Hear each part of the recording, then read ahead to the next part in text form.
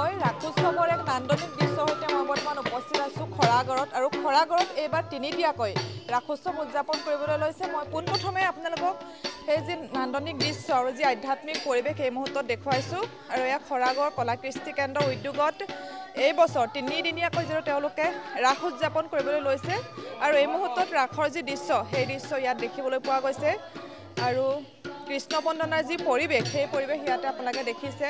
নতুন প্ৰজন্মৰ এইসকল শিল্পী তেওঁলোকে বৰ্তমান ফুলৰ চেৱত যি নৃত্য কৃষ্ণৰ নৃত্য সেই নৃত্য প্ৰদৰ্শন কৰি থকা দেখিবলৈ পোৱা গৈছে। এই মুহূৰ্তত দেখুৱাইছোঁ সেই দৃশ্য আৰু কৃষ্ণ বন্দনাৰ যি আধ্যাত্মিক পৰিৱেশ যি নান্দনিক দৃশ্য সেয়া ইয়াত দেখিবলৈ পোৱা গৈছে। আমাৰ সৈতে ইয়াৰে যিসকল উদ্যোক্তা আছে আপোনালোকে এইবছৰ কেনেদৰে ৰাস উদযাপন কৰিবলৈ আগবাঢ়িছে? আমাৰ খৰাগড় কলা কৃষ্টি কেন্দ্ৰই আজি তিনিদিনীয়া কাৰ্য হৈছে। এইবছৰ আমি শ্ৰী শ্ৰীকৃষ্ণ ৰাস মহোৎসৱ উদযাপন কৰিবলৈ আগবাঢ়িছোঁ।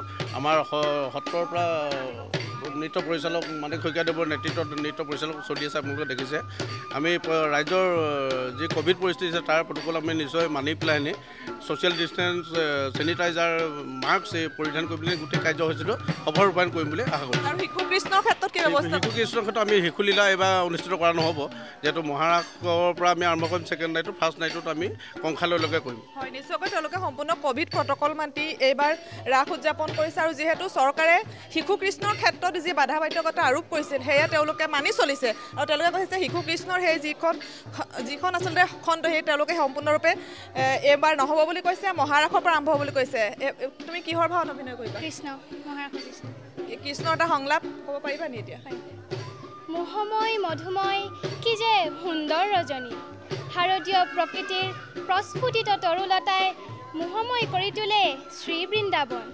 শৰৎ শশীৰ সৌ অমল প্ৰভাই নৱ নৱ প্ৰল্লৱক কৰে সুশোভিত। আৰু তুমি যিটো নতুন প্ৰজন্মৰ, গতিকে তুমি ৰাসৰ প্ৰতি কেনেকৈ আকৰ্ষিত হ'লা?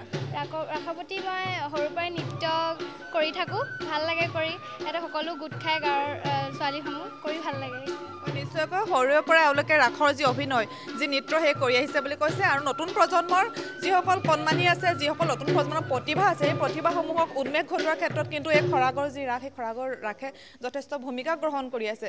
আৰু আজি এই মুহূৰ্তত এইদৰে যি ৰাসৰ যি পৰিৱেশ ইয়াতে দেখিবলৈ পোৱা গৈছে, যি আধ্যাত্মিক পৰিৱেশ এই মুহূৰ্তত সেই আধ্যাত্মিক পৰিৱেশে এই মুহূৰ্তত যি আচলতে এই মুহূৰ্তৰ যি আধ্যাত্মিক পৰিৱেশ সেয়া আপোনালোকে দেখিছে আৰু এয়া হ'ল কৃষ্ণৰ যি অভিনয় আৰু কৃষ্ণৰ যি নৃত্য এই মুহূৰ্তত ইয়াতে দেখা পোৱা গৈছে। মই আৰু অন্যান্য ইয়াৰে উদ্যোক্তা আছে, মই তেওঁলোকৰ পৰাও জানিবলৈ যত্ন কৰিম। আৰু যিহেতু তেওঁলোকে নাচ শিকাই আছে, বাইদেউ আপোনাৰ ওচৰলৈ আহিছোঁ, ইয়াতে আপুনি কি শিকাইছে? ইয়াত মই যিটো মানে মহাৰাসৰ যিখিনি গীতৰ অংশ সেই গীতৰ অংশখিনিতে মই ইয়াতে প্লেবেক কৰিবলৈ আহিছোঁ। মই ইয়াতে সেই গীতখিনি আমাৰ হয়তো উদযাপন সমিতিৰ সভাপতি আছে, কি ক'ব কেনেদৰে উদযাপন কৰিব এইবাৰ? এইবাৰ আমি অনুষ্ঠিতভাৱে উদযাপন কৰিব লৈছোঁ। মানে কি হ'ল, ক'ভিড প্ৰট'কল মানি পেলাই সম্পূৰ্ণ আমি নীতি নিয়মৰ মাজেদি আৰু কেইটামান দৃশ্য আমি বাদ দিছোঁ আনকালৰ নিচিনাকৈ। আমাৰ মানে শিশু লীলাখিনি আমি বাদ দিছোঁ, তাৰপৰা কংসবধো বাদ দিলোঁ।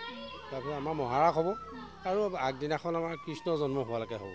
আমি তেনেকৈ পাতিবলৈ লৈছোঁ। হয়, কেনেদৰে উদযাপন কৰিছে এবাৰ, যিহেতু আপোনালোকে সম্পূৰ্ণ ক'ভিড প্ৰট'কল মানিছে আৰু শিশুলীলাটো যি সম্পূৰ্ণৰূপে প্ৰত্যাহাৰ কৰিছে?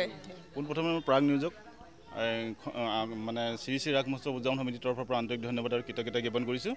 আমি চৰকাৰৰ যি নীতি নিৰ্দেশনা সেই নীতি নিৰ্দেশনা সম্পূৰ্ণ আমি মানি চলি এই ৰাসভাগি আমি মঞ্চস্থ কৰিবলৈ আগবাঢ়িছোঁ। গতিকে সকলো ৰাইজে যাতে আমাৰ এই কাৰ্যসূচী সফলভাৱে ৰূপায়ণ কৰাত সহায় কৰে তাৰ বাবে আমি আপোনালোকৰ যোগেদি তেখেতলোকৰ অনুৰোধ জনাইছোঁ।